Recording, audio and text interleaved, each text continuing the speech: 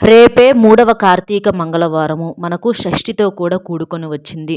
కాబట్టి ఇంత పవిత్రమైనటువంటి రోజున ఇంట్లో ఆడవాళ్ళు పొరపాటునైనా సరే అంటే తెలిసి కానీ లేదా తెలియక కానీ ఈ కూరను వండినా లేదా తిన్నా కూడా చేతిలో చిల్లి గవ్వ కూడా లేక అప్పుల పాలైపోతారు. ఆర్థిక పరమైనటువంటి సమస్యలతో చాలా ఇబ్బందులు పడతారు. అంతేకాకుండా మీకు వచ్చినటువంటి ధనం కూడా వెనక్కుపోయే అవకాశం అనేది ఉంటుందన్నమాట. అంటే మనకు అదృష్టం కూడా దరిద్రంగా మారే అవకాశాలనేవి ఈ కూర రేపు ప్రత్యేకంగా మీరు వండటం వలన జరుగుతుంది. కూరేలే అని అనుకోవద్దండి. కూరలంటే గబుక్కన నాన్ వెజ్ అని చెప్పేసి పొరపాటు పడుతూ ఉంటారు. కార్తీక మాసంలో నాన్ వెజ్ తినకూడదు అన్న విషయం అందరికీ తెలిసిందే. కానీ నాన్ వెజ్‌తో పాటుగా మనకు కూరగాయల్లో కూడా కొన్ని రకాలైనటువంటి కూరలు వండకూడదు అని చెప్పేసి శాస్త్రాల్లో చెప్పటం అనేది జరిగింది. ముఖ్యంగా ఇలాంటి ప్రత్యేకమైనటువంటి తిథుల్లో మనకు ఈ కూరలు వండటం వలన గ్రహాలు వ్యతిరేకంగా మారి మనకు ఉన్న డబ్బులు కూడా వెనక్కిపోయి అంటే చేతిలో చిల్లిగవ్వ లేకుండా పర్సులు ఖాళీ అయిపోవటము, బీరువాలు ఖాళీ అయిపోవటము, అప్పులు చేయాల్సినటువంటి పరిస్థితి రావటం ఇలాంటివన్నీ కూడా జరుగుతాయి. కాబట్టి ఎట్టి పరిస్థితుల్లో కూడా ఇది వండొద్దు, తినొద్దు. అది ఏంటనేది వీడియోని మీరు చక్కగా చూస్తే చక్కగా క్లియర్‌గా అర్థమవుతుంది. అలాగే ఇంకొంతమందికి చేరటం కోసం వీడియోకి ఒక లైక్ ఇచ్చి సపోర్ట్ చేయండి. రేపు మనకేంటంటే మూడవ కార్తీక మంగళవారం వస్తుంది. కార్తీక మాసం అంటే ఎంత పవిత్రమైనటువంటి మాసమో అందరికీ తెలిసిందేనండి. కార్తీక మాసంలో వచ్చేటటువంటి ప్రతి రోజును కూడా ఒక పర్వదినంగా జరుపుకుంటూ ఉంటారు. ఒక పండుగగా జరుపుకుంటూ ఉంటారు. కార్తీక సోమవారాలు ఇలా కార్తీక మంగళవారాలు ప్రతీవి కూడా చాలా చాలా శక్తివంతమైనవి. ఇక్కడ మనకి ఈ కార్తీక మంగళవారానికి ఇంత ప్రాధాన్యత ఎందుకు ఉంది అనంటే మంగళవారానికి అధిపతి కుజుడు. కుజుడు కాబట్టి కుజుడు ఏంటంటే మనకు ఆగ్రహంగా కోపంగా ఉంటాడు. అంటే మన జాతకంలో కుజదోషాలు అనేవి ఉన్నప్పుడు ఏంటంటే వైవాహిక జీవితం అనేది సరిగ్గా ఉండదు. చేతిలో ధనం అనేది నిలబడదు. ఎప్పుడూ కూడా అనారోగ్య సమస్యలతో, మానసిక సమస్యలతో, కుటుంబ సమస్యలతో చాలా నలిగిపోతూ ఉంటామన్నమాట. కాబట్టి ప్రత్యేకంగా ఈ కార్తీక మంగళవారము ఆ కుజదోషాల నుంచి బయటపడి మనకి ఎలాంటి సమస్యలు కూడా భవిష్యత్తులో రాకుండా ఉండటానికి ఈ కూర అనేది వండకూడదు అని చెప్పేసి మనకు శాస్త్రాల్లో చెప్పటం అనేది జరిగిందనమాట.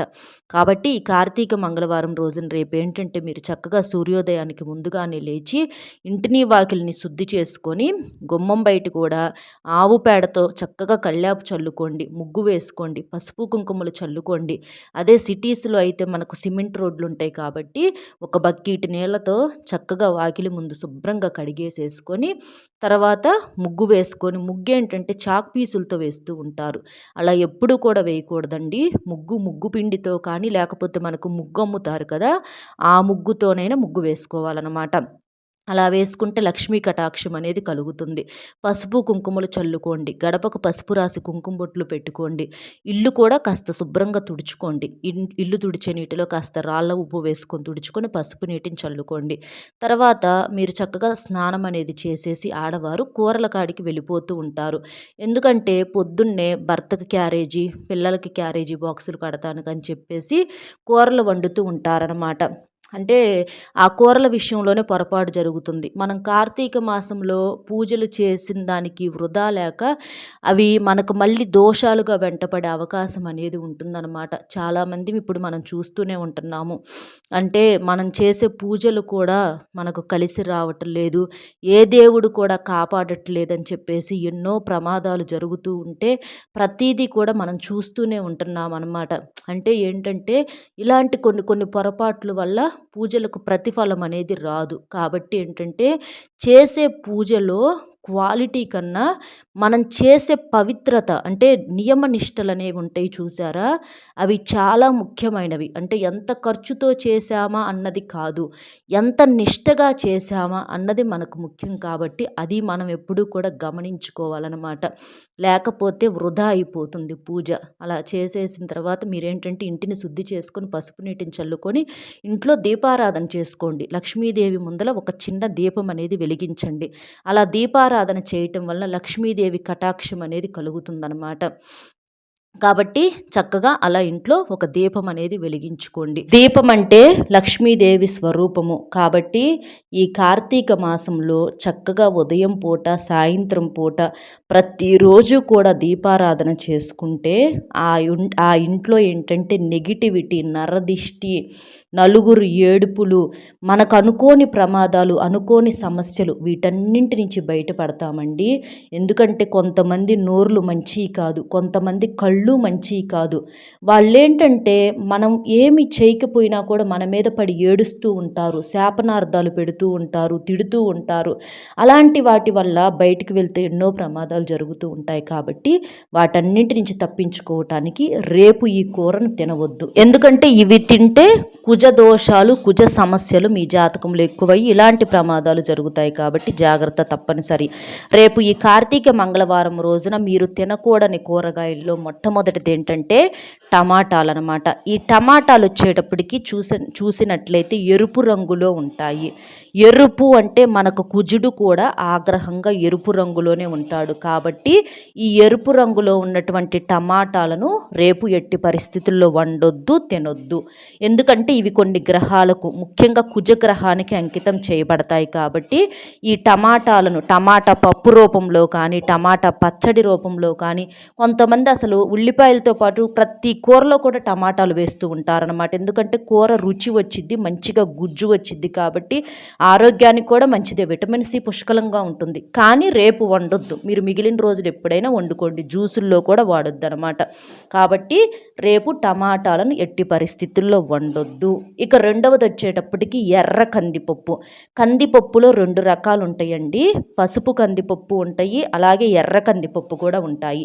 ఈ ఎర్ర కందిపప్పు కుజగ్రహానికి అంకితం చేయబడతాయి. కాబట్టి రేపు ఈ కార్తీక మంగళవారం రోజున ఈ ఎర్ర కందిపప్పును ఎట్టి పరిస్థితుల్లో వండటం కానీ, తినటం కానీ చెయ్యవద్దు. అంటే ముద్దపప్పు, ఈ ఎర్ర కందిపప్పు మనకి ఈజీగా ఉడికిపోతాయి. కుక్కర్ కూడా ఉపయోగించాల్సిన అవసరం లేదు. మామూలు పచ్చ కందిపప్పు అయితే కుక్కర్లో ఉడకబెట్టాలి. కానీ ఇవేంటంటే మామూలుగా మనం పొయ్యి మీద పెట్టంగానే 5-10 నిమిషాల్లో మెత్తగా ఉడికిపోతాయి. కాబట్టి ఏంటంటే చాలామంది కూడా ఈ ఎర్ర కందిపప్పును బాగా వాడుతూ ఉంటారు. కానీ రేపు కార్తీక మంగళవారం రోజున ఈ ఎర్ర కందిపప్పును ఎట్టి పరిస్థితుల్లో వండటం కానీ, తినటం కానీ చెయ్యవద్దు. అంటే టమాటా పప్పు, అంటే తోటకూర పప్పు, ఆకుకూర పప్పు, ఇలాంటి వాటిట్లో ఎర్ర కందిపప్పు వాడొద్దు. మీరు మామూలుగా ఇంకో పచ్చ కందిపప్పు ఉంటాయి కదా, అవి వండుకోవచ్చు. కానీ ఇవి మాత్రం రేపు ఒక్కరోజు పక్కన పెట్టేసేసేయండి. కాదు కూడదు అని తింటే మాత్రం ఖచ్చితంగా కుజ దోషాలు అనేవి వెంట పడతాయి. ఇక తర్వాత ఏంటంటే బీట్రూట్. ఈ బీట్రూట్ కూడా మనకు ఎరుపు రంగులో ఉంటుంది. ఈ బీట్రూట్ని చాలామంది జ్యూసుల రూపంలో బాగా వాడతారు, కొంతమంది కర్రీస్ రూపంలో కూడా వాడుతూ ఉంటారనమాట. కానీ రేపు మాత్రం బీట్రూట్ను పక్కన పెట్టేసేసేయండి. బీట్రూట్ ఏంటంటే మనకు ఎరుపు రంగులో ఉంటుంది. కాబట్టి ఈ బీట్రూట్ని రేపు వాడితే మీ జాతకంలో కుజదోషాలు, కుజ సమస్యలు అనేవి వెంటపడి అనుకోని ప్రమాదాలు ఎక్కువవుతాయి. ఆర్థికంగా అప్పుల పాలవ్వాల్సిన పరిస్థితి అనేది వస్తుంది. కాబట్టి బీట్రూట్ను కూడా రేపు ఎట్టి పరిస్థితుల్లో వండటం కానీ, తినటం కానీ చెయ్యవద్దు. కాబట్టి మీరు రేపు గుర్తుపెట్టుకొని మనం చెప్పుకున్నట్లుగా టమాటాలు, అలాగే ఎర్ర కందిపప్పు, అలాగే ఈ బీట్రూట్ అనేవి ఏ జ్యూసుల రూపంలో కానీ, కర్రీస్ రూపంలో కానీ ఏ రకంగా కూడా వండటం కానీ, తినటం కానీ చెయ్యవద్దు. చేస్తే మాత్రం మీకు అనుకోని ఇబ్బందులు ఎదురయ్యే అవకాశం అనేది ఉంటుంది. అప్పుల పాలవుతారు. కుజ సమస్యలు అనేవి చాలా ఎక్కువవుతాయి అన్నమాట. అలాగే రేపు ఎరుపు రంగు బట్టలు కూడా ధరించవద్దు స్నానం చేసిన తర్వాత. ఎరుపు కూడా మనకేంటంటే కుజగ్రహానికి సంబంధించింది. కాబట్టి ఎరుపు రంగు బట్టలను ఎట్టి పరిస్థితుల్లో ధరించవద్దు. పిల్లలు కానివ్వండి, పెద్దలు కానివ్వండి.